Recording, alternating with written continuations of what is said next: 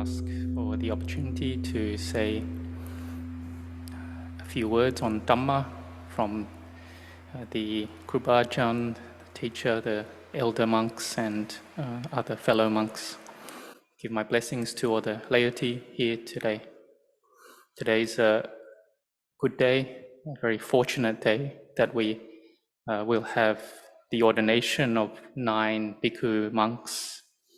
And so today I was thinking on what to talk about, and over the past 7 days of this retreat, you've likely heard a lot of Dhamma, and so I'd just like to give you some encouragement in your practice.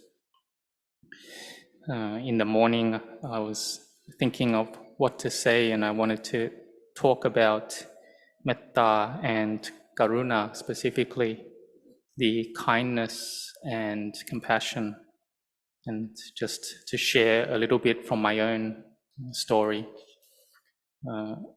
So today there will be an ordination of 8 monks, and the Upajjhaya, the preceptor, Venerable Ajahn Anan, he will be like the mother and father of those who go forth under him. And that is the metta and compassion from the preceptor, that they will look after those monks who've gone forth, give them support in the holy life. And the disciples also have a duty to look after their preceptor. It's a kind of debt of gratitude that they have. And so I was with my teacher, Venerable Ajahn Anan, for 15 years and saw the great amount of his metta and compassion. Just like for you, you've heard a lot of Dhamma from Venerable Ajahn Anan, and this Dhamma may have entered very deeply into your heart, or your mind's been deeply impressed by it. And this is also a part of our goodness and parami, the spiritual accumulations and qualities that we've developed, that we can gain this from listening to the Dhamma. And for myself, I felt that when I had listened to the Dhamma, then I had a very deep impression in the mind. And it was 2 years ago that I had a phone call come in, and it was one of my relatives who said about my mother, who turned 80 years old, that she wasn't so well. And the idea came up that I wish that I could have a place for her, that she could make merit with the monks, with the Sangha, that it would help her, because and it'd be a place that she would help and be supported by the Kruba Ajahn, the great teacher. And like we've chanted the 4 types of noble disciples or awakened beings, this is what we have faith that Venerable Ajahn Anan is. And so I wish to be able to help my mother to be more developed and progress in this Dhamma, in the Buddha Sasana, and in this stage of her life. She was already practicing the Dhamma and growing and in having faith in this Buddha Sasana, and having also some experience in meditation and Dhamma practice, from what she told to me. And so I wish that she could grow more in merit, be more firm in the practice of dana, sila and bhavana. So I asked Venerable Ajahn Anan about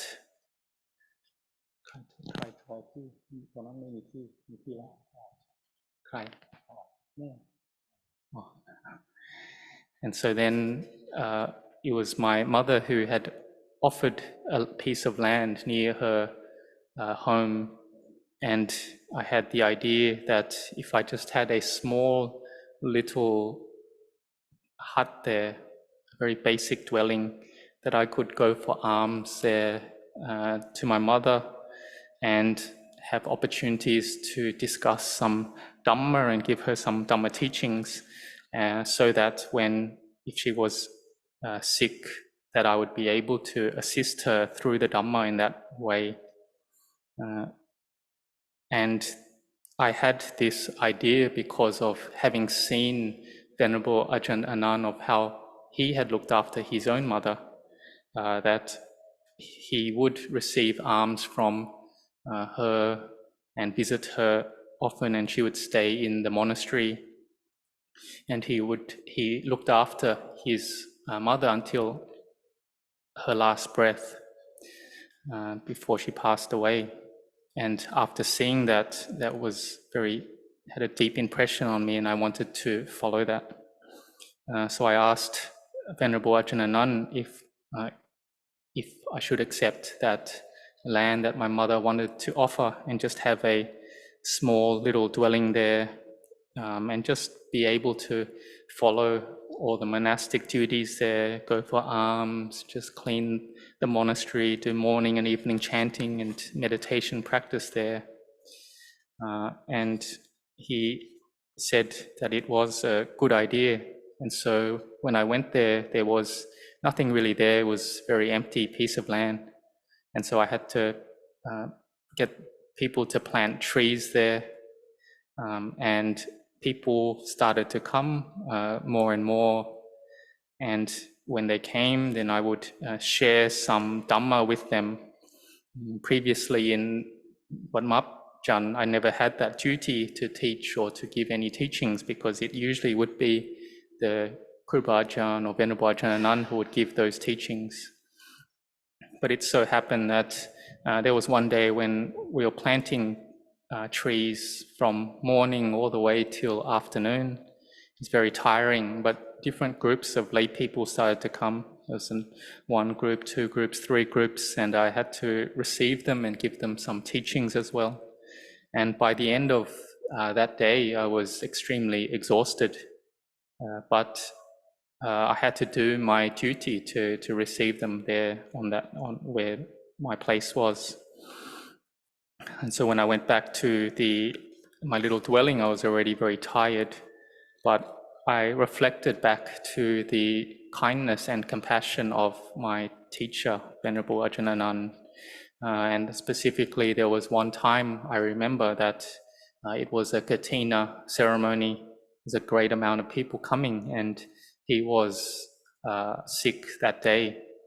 But he had to conduct the Katina ceremony, lead it, and then after that receive the many guests that had come to visit for this ceremony, have the proper Katina ceremony, and after that have to receive visitors, to even 100 people thereafter.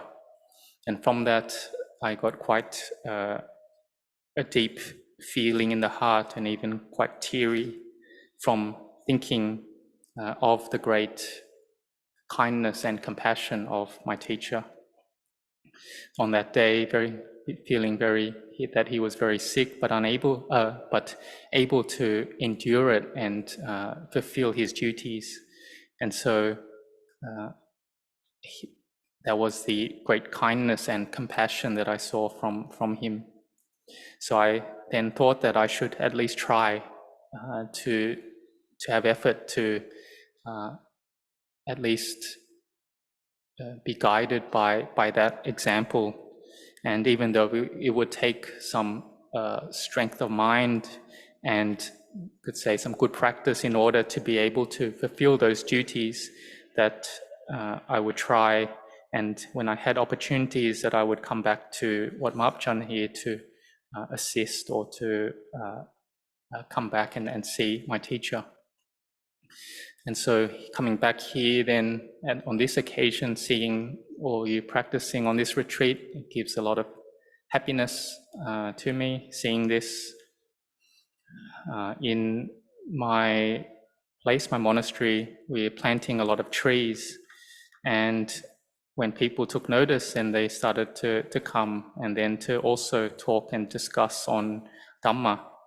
And so there were different types of people, maybe some who were practicing more about watching the mind, some that were more into samadhi practice. And so being able to see many types of people on all different levels of practice. And I can compare it to like planting trees. There's some trees that you plant which they take a long time to bloom, and you have to look after them well. But there's also other types of trees that flower off very quickly, but once they flower off, they may die very quickly as well. And so the people would generally like to see the second type, which is the ones that flower very quickly because maybe they're easy to plant. But the one that I saw, the ones that took a long time to grow, to bloom, it might have taken 2 years until they were able to grow. But those ones are the ones that lasted the most, that were very strong because their roots, their foundation was very strong. And this is kind of like our Dhamma practice, where we want to have results that last a long time, that are very firm. Just like I heard the story of Venerable Ajahn Somchai when he went to practice in the cremation ground, and he was able to have rapture and a lot of samadhi coming up. But these results that he had gained from that was because he had been practicing already for a very long time, consistently and regularly. So you could say it's coming from his regular or consistent practice of sila, of putting effort in the practice of having mindfulness and of meditation. And so for myself, I even saw this when it was about 4 or 5 years ago when I went to India, and we went with a group with Ajahn Achalo, and this was the first time I'd been to Bodh Gaya, but I was very impressed by the place of the Buddha's enlightenment. And usually I'd be able to only sit meditation maybe 30 minutes to an hour, and then I'd be tired. But having this joy and rapture coming up, but also seeing the example of Ajahn Achalo sitting for many hours, then I could sit for longer than an hour, and even one day was able to sit for most of the day. And then the next morning waking up and really having inspiration to keep practicing, to meditate again. And so it was the feeling that I had that to get to this point, it was from a consistent practice from the past, one doing regular practice. And that's the same, that if we want to have a tree that's very strong and lasting, then we need to look after the mind very well. Don't let it go out too much from the middle or towards liking and disliking. And so sometimes we may ask that, how do we know that we're practicing Dhamma properly, well? For myself, I feel like that we'll know because when we practice correctly, we'll end up meeting with other people who are very determined in their Dhamma practice, or even having a good level of practice themselves. They may have a lot of effort in the practice, or even we meet those who've gained insight and clear seeing into the Dhamma. And these people will take us to very good places where we'll be able to develop ourselves more and more. And these type of people, we give them the name Kalyana Mitta, like good friends. And this is like they're shining on us a golden ray of the Dhamma, which is of great benefit to our minds. And if we're able to practice this path more and more, then we'll be able to overcome the defilements of greed, anger, and delusion in the heart, and will also have more inspiration and strength to keep practicing as well when we see those results. So all these little things that we do regularly have a lot of benefit. The chanting that we do, the helping, sacrificing to help others, and this kindness and compassion that we're developing to ourselves and to others, they all have good benefit, that they develop our minds and they develop these sublime states within us. So it was just 2 days ago that I had the opportunity to take some of the lay people who came to my monastery to pay respects to Venerable Ajahn Anan, and that was had a very good feeling or happy feeling that I was able to do that. So in that way, by me giving this kindness and compassion to others, it was also really helping myself as well. So this is a benefit of developing this kindness and compassion in the heart. And so we should keep practicing on. We don't let go of our practice of developing sila, our mindfulness practice, and our samadhi practice. And when we do that, then one day we will see the Dhamma, just following that, what the great teacher has taught and guided and taught us. And so today's a very fortunate day for us all, that we will have having 9 monks, bhikkhus coming to ordain in the Buddha Sasana here. And so I give my blessings to all of you, and I rejoice with all your goodness and good efforts in the practice. And just giving you a few short teachings, because soon there'll be the beginning of the ordination ceremony.